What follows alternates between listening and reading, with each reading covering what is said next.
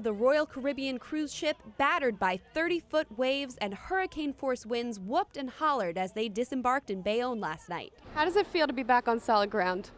I could kiss it right now. The Anthem of the Seas sailed right into a severe winter storm off the coast of North Carolina en route to Florida, sending water washing over decks, furniture tumbling, and ceiling fixtures crashing down. The ship went on lockdown, confining the more than 4,500 passengers on board to their cabins from 3:30 p.m. Sunday until after midnight on Monday. It was like being on the Titanic. Nicole Houlihan was traveling with her 3-year-old daughter. We had to eat peanut M&Ms and bananas for 6 hours because they didn't bring us any food when they put us in our rooms. Hold on to the bed because you're tipping. All your stuff was off your bureau. We broke all the glasses. It was horrible. He has pictures. He was on the 14th deck and water was coming in and going down the stairs. It's like on a roller coaster you can't get off of and you weren't strapped in.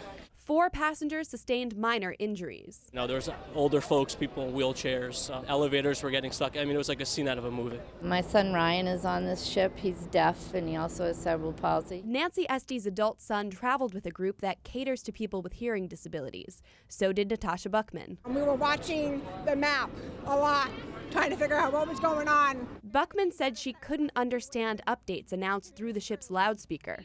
She's reading my lips in this interview. It was really terrifying, I'm not going to lie. We were really scared. I was praying to God to get us through this trip. And we're so sorry this happened.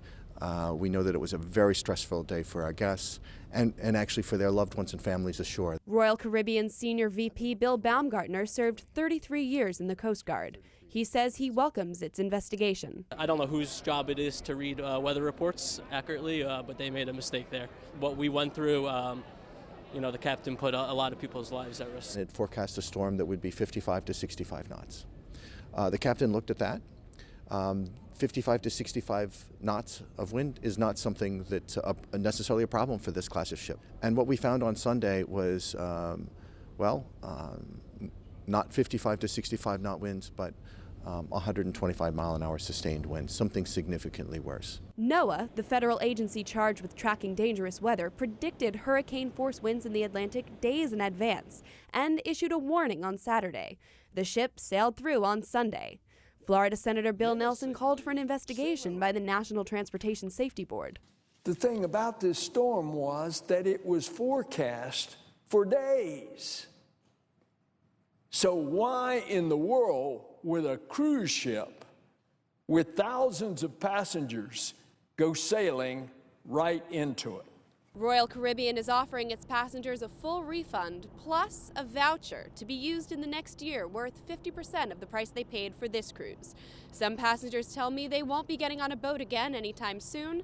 Others say, why not? They figure lightning never strikes twice. In Bayonne, I'm Erin Delmore, NJTV News.